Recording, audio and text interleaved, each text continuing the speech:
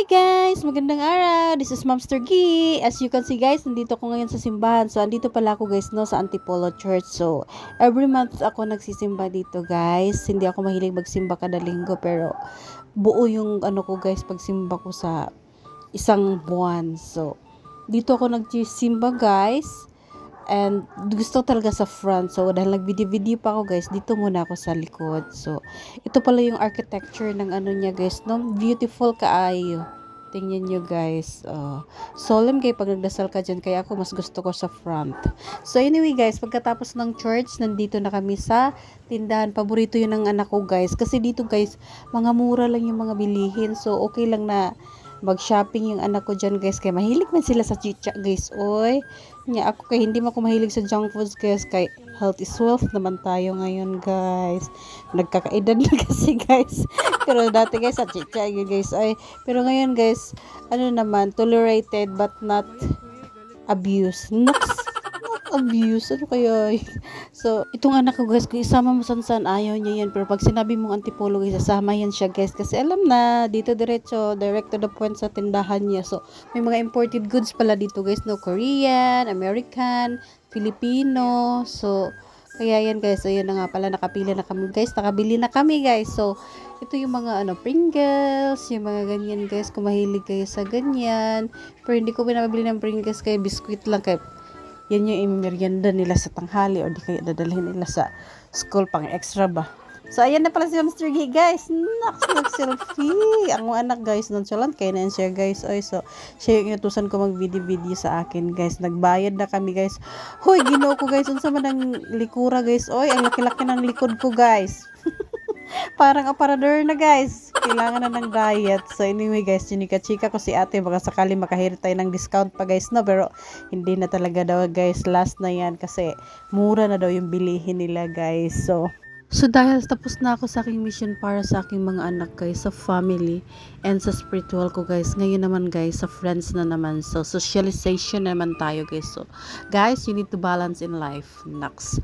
Kahit paminsan-minsan lang guys. So as you can see guys, nasa motor ako, nakasakay ko ng motor, going ako sa Arcovia City. So, doon ko kikitain yung friends ko, guys. So, anyway, guys, may share akong tips sa inyo. Kung bago kayong salta dito sa Manila at hindi nyo alam yung pupuntahan nyo, you can book a Grab, Angkas, Joyride, or Move It. Tapos, ipipin nyo lang yung location nyo, guys. Dadalhin kayo doon sa mismong location nyo, door to door. So, yan yung tip ko, guys, no, kung bago lang kayo dito. So, anyway, guys, nandito na ako ngayon sa Arcovia City. So, ang Arcovia City pala, guys, is makikita mo dyan yung malaking 19-meter long na masterpiece ng isang Spanish sculpture na si Ginés Serran. Na ang tawag guys is Arco de Emperador. So, it symbolizes potential for Filipino greatness and success. So, it is inspired by Madrid, Spain's Arco de la Victoria guys, no? Kung ang Venice Grand Canal is inspired sa Italy, dun sa mga bangka-bangka sa Venice. So, ito naman is sa Spain. So, ito guys is one of the properties of Mega World. So, if you are familiar with Resorts World Manila, Venice Grand Canal, so isa to guys sa mga properties nila. So, ito na nga pala yung friends ko guys, si Ate Arlene guys. Oh, wala pa nga nagsisimula. Tawa na ng tawa. Mamaya na Ate Arlene. Charot lang guys. So, anyway guys, ito yung gusto sa mga friends ko guys. Kung gusto ko na yung tawa ng tawa guys, kay drama na nga itong buhay natin. Drama pa tayo. Pero okay lang naman guys, nakikinig tayo kung may drama man. So, in good times and bad times. Charot. Kinantahan pa nga guys. Charotism lang guys. Oy. So, anyway guys, itong si Joy guys, taga Pasig to, mga mamsters, pero first time niya lang pumunta dito. So, ang mission namin ngayon ni Ate Arlene is Suroy. Iikot-ikot, ipasyal namin siya dito sa loob ng Arcovia guys. So, anyway guys, ang usapan kasi namin dito guys, magkikita kami para mag-jogging, pero parang maglakad lang yata kami at mag-cellphone guys. Si Ate Arlene, ano naman tong chikang sinasabi sa akin. Charot lang guys. So, magkakwentuhan, bitaw kami nito nila guys, kay mga current events, pero not for the other people na mag-chismis guys, and then about sa investment. Kasi itong anak ni Ate Arlene guys, kung gusto nyong maging secure yung buhay nyo, message nyo si Ate Arlene guys, kaya nagbibenta ng insurance tong anak niya, manager sa Pro Life UK yung anak niya. So, director kayo sa kanya guys. Yun na nga yung chika ko sa inyo kanina guys, no, na Arco de Emperor. So, dyan kami picture ngayon guys. Buwis buhay to guys, kaya nasa gitna kami ng pedestrian guys. Pero okay lang, basta maka-pictures guys. Lagi kami nag-ikot-ikot nito guys, ng asawa ko guys, family ko guys. Pero may picture ako pero hindi ko alam kung saan na guys. So, ngayon magpa-picture ako guys. So, gabing-gabi guys, maganda siya pag gabi guys, no, may ilaw. So, baka babalik ako dito guys para makita nyo naman yung may araw version. So, night version man to siya guys. So, yung may liwanag naman sa susunod guys. Kaya mag-jogging ulit kami ni Ate Arlene dyan guys. Ayan ang mga momsters, no. Momster din to siya guys. Si Ate Arlene, oh, nice kayong video picture guys, kay kita yung moon, di ba? Nakisama yung moon sa amin guys. Good mood talaga guys. Kasi ito si Ate Arlene, good mood din guys. So, ayan, tawa ng tawa Ate Arlene.